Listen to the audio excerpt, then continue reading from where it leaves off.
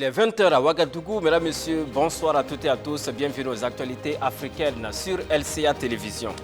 En Côte d'Ivoire, des milliers de manifestants expriment leur soutien au président Alassane Ouattara, candidat à sa propre succession à la présidentielle du 31 octobre 2020. C'était au cours des meetings animés ce dimanche à Yopougon, la plus grande commune d'Abidjan, et cela à un moment où l'opposition politique en Côte d'Ivoire est vent debout contre la décision du Conseil constitutionnel de valider la candidature du président sortant.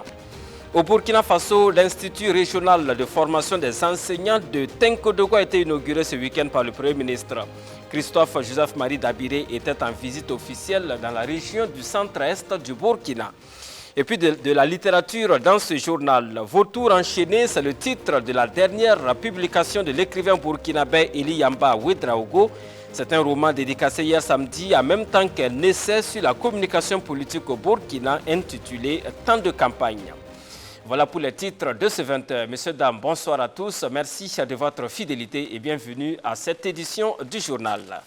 Un mot d'éducation en ouverture de ce journal. Un nouvel établissement pour former les personnels de l'éducation destiné à prendre en charge la formation des enfants du Burkina dans les écoles. Ce creuset de formation a été inauguré à Tenkodogo dans la région du centre-est du Burkina ce vendredi. Et le Premier ministre attend que le nouvel institut régional contribue à produire des étoiles pour assurer le futur d'un Burkina prospère. Des précisions avec Benjamin Kwame. Dans les faits, l'ENEP est opérationnel depuis 3 ans et devrait pouvoir sortir cette année la première promotion d'enseignants de cette école érigée au chef-lieu de la région du centre-est du Burkina Faso. La formation s'est donc engagée aussitôt sans attendre la fin des travaux. Aujourd'hui, tout est au point. Un amphithéâtre de 500 places, 10 salles de classe et des centres de ressources. Des réalisations qui représentent un investissement de plus de 5 milliards de francs CFA pour lesquels le Burkina Faso a sollicité le soutien de la Banque islamique de développement. Avec l'acte officiel d'inauguration qui est intervenu ce 18 septembre, l'établissement peut donc passer à la vitesse supérieure.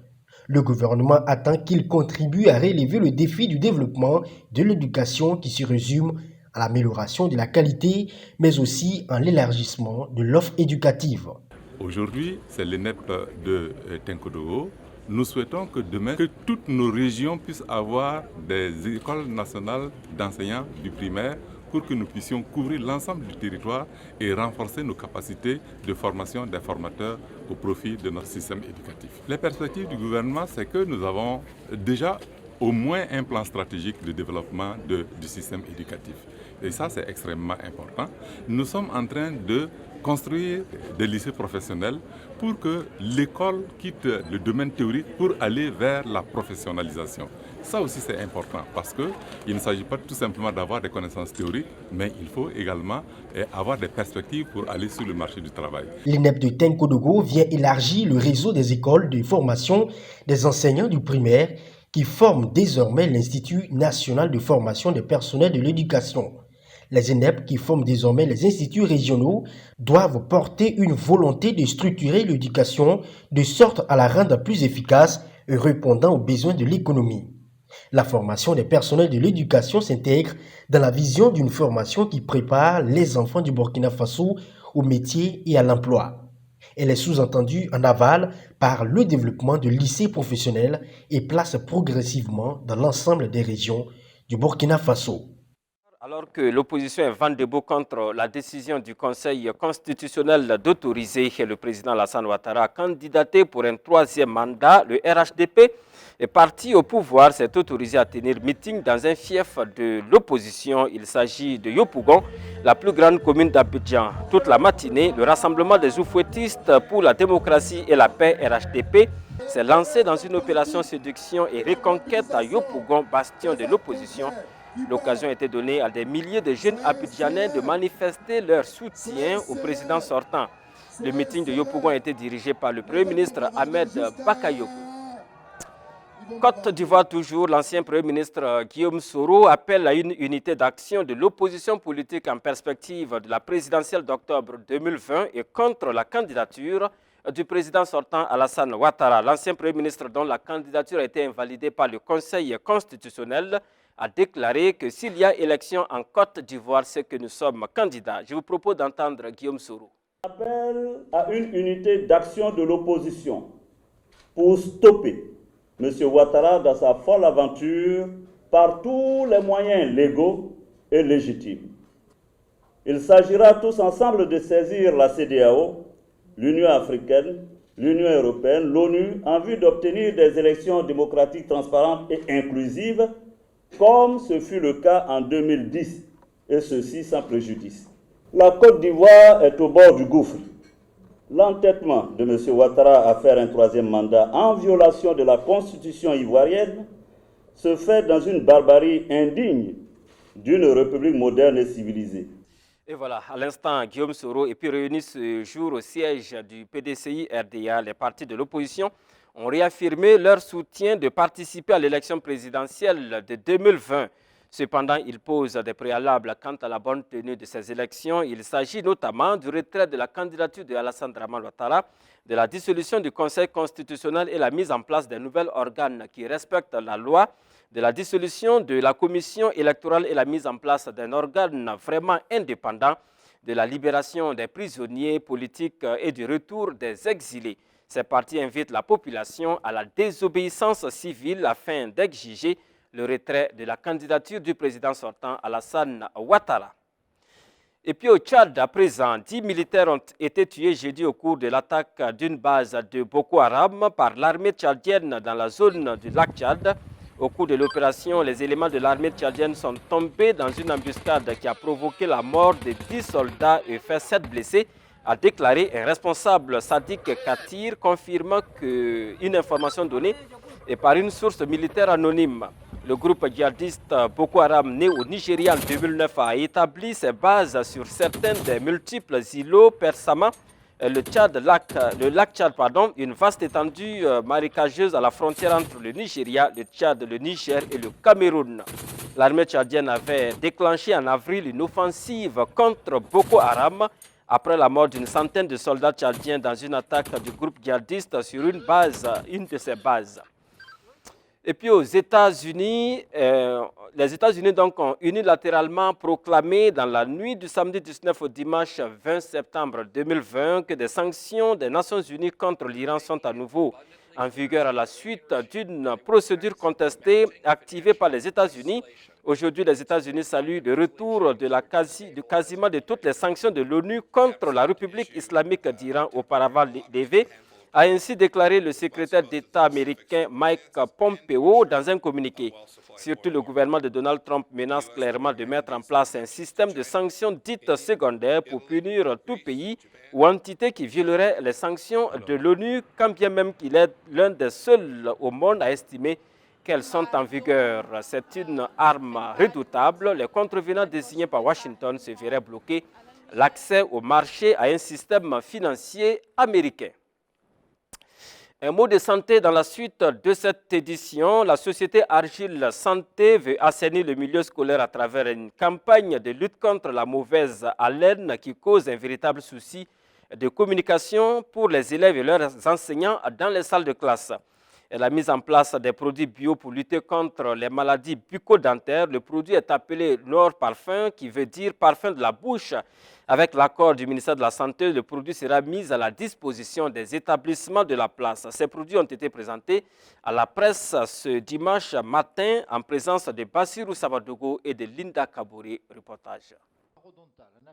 Caries et autres problèmes bucco-dentaires sont un véritable souci pour la population burkinabé et notamment en milieu scolaire. Parmi les effets de ces problèmes de santé, la question des haleines désagréables. Pour lutter contre ce mal, Agile Santé lance une campagne auprès des élèves et enseignants. Il est question d'utiliser un produit 100% bio comme palliatif. Son nom, Nord Parfum. Vous êtes proviseur ou bien vous êtes un directeur d'établissement, vous dites, nous avons compris que vous avez mis en place un prix spécial pour les élèves. Conscient que dans mon établissement, dans tout établissement, les élèves ont vraiment un problème de mauvaise haleine et ça perturbe leur communication entre eux-mêmes sur c'est les enseignants. Un enseignant qui s'approche pour corriger quelque chose, la laine peut amener à l'enfant de ne pas vraiment bien écouter et ça joue beaucoup. Donc, s'il dépêche quelqu'un vers nous, nous, on a un stock qu'on donne comme dépôt-vente. Si on dit de payer, ça veut dire qu'il doit dégager un fonds imprévu. Mais nous, on donne comme dépôt-vente et ça sera seulement les élèves de son établissement qui ont droit à ce produit-là, à ce prix-là. Ils n'ont même pas le droit de vendre le produit avec quelqu'un d'autre. Le produit est composé essentiellement d'antibiotiques naturels comme l'argile verte et le clou de girofle. Et selon son promoteur, il a été testé et approuvé par le Laboratoire national de santé publique. Il est donc désormais autorisé par les autorités sanitaires du Burkina. Nous avons fait des recherches durant 4 ans avant de trouver la composition exacte qui nous inspire confiance et on a testé le produit au laboratoire national et ça a été testé 3 fois de suite. Légalement et normalement, un produit traditionnel, c'est 21 jours. Mais notre produit, ça allait, ils ont lancé 3 fois parce qu'ils ne s'attendaient pas à un résultat pareil. Première fois, ils n'ont pas eu une seule bactérie, ni un seul microbe. Deuxième fois, c'était la même chose. Et le directeur technique lui-même, il est descendu et il a lancé par lui-même. Il croyait que c'était peut-être une erreur de leur machine ou bien c'est le technicien qui n'a pas été à la hauteur parce qu'ils n'ont jamais vu un produit traditionnel analysé sans une seule bactérie. Et c'est là maintenant qu'ils ont délivré le certificat d'analyse. Durant cette campagne, le produit va être vendu aux élèves et étudiants à un prix social, ces derniers faisant partie des couches financièrement vulnérables de la société. On a vu que le produit marche. Et nous restons à Ouagadougou, précisément dans l'arrondissement 11 de la capitale du Burkina, où des jeunes se sont mobilisés autour d'une opération spéciale de don de sang. Cet acte citoyen est posé dans le but d'aider à combler le gap de poche de sang au bénéfice des malades qui sont dans le besoin. On en sait plus avec Achille Ouedraogo et Magyara Barou.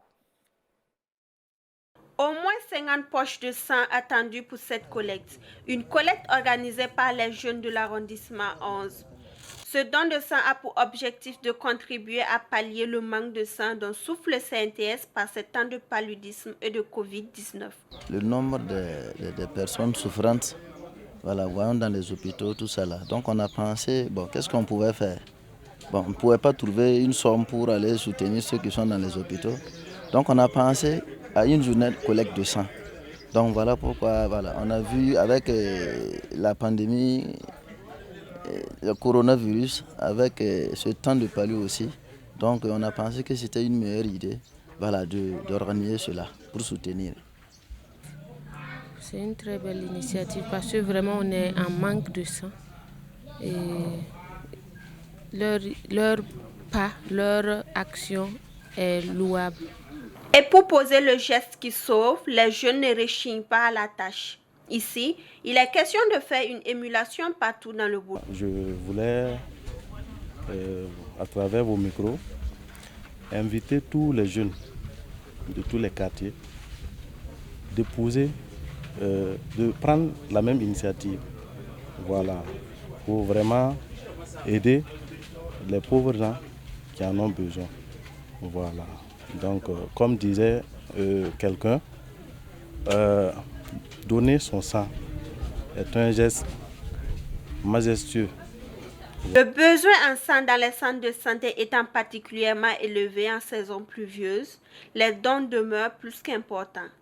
Et ce, quelle qu'en soit la quantité. Le CNTS attend donc les différentes initiatives pouvant permettre de collecter le liquide vital pour sauver des vies. Et voilà, un mot de littérature à présent. Yamba Eli Ouedraogo, déjà auteur de plusieurs ouvrages, vient de mettre sur le marché sa dernière œuvre littéraire. C'est un roman fiction intitulé Vautour enchanté, dédicacé samedi dernier ici à Ouagadougou. L'auteur dénonce à travers cette œuvre la cupidité des humains qui vont jusqu'à des actions incultes pour devenir riches. Par la même occasion, le même auteur a aussi dédicacé un autre livre qui est un essai de communication politique au Burkina intitulé Temps de campagne. Des précisions avec Bachirou Sawadogo et Ilyas Kabouri. Vautour enchanté est le tout nouveau livre de l'auteur Yamba Eli Ouedraogo. C'est un roman de 288 pages qui raconte l'histoire de 3 personnages qui aspirent à devenir riches. Œuvre de fiction, Vautour enchanté décrit 2 hommes et une femme avides de réussite sociale et cupides. Et pour devenir riches, ils vont avoir recours au fétichisme. À travers cette fiction, l'auteur dénonce les ambitions démesurées et la recherche du gain facile des hommes. Vous voyez que l'argent, c'est quand même un sujet très important. La question de l'argent est omniprésente. C'est une question qui nous submerge. À ce titre, je crois que c'est un sujet abordant. La leçon qu'il faut retenir, c'est la phrase que j'ai soulignée à la page 260. C'est la seule phrase que j'ai soulignée. Alors, quand je vous dis que le manque galvanise et la saturation dénature. S'il y a une leçon à prendre dans ce livre, c'est cette phrase.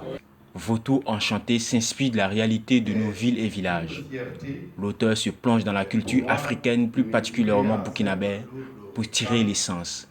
Pour preuve, le nom du village Zilimbedougou, qui est un néologisme tiré de la combinaison du moré et du djoula et qui signifie pays du mensonge. Le livre est écrit dans un style chronologique, simple et descriptif. Le style de l'auteur est un style assez original. On le voit, il mêle le sérieux à l'humour, un peu une sorte de style carnavalesque, comme l'a qualifié un grand spécialiste de la littérature, Alain Cissao.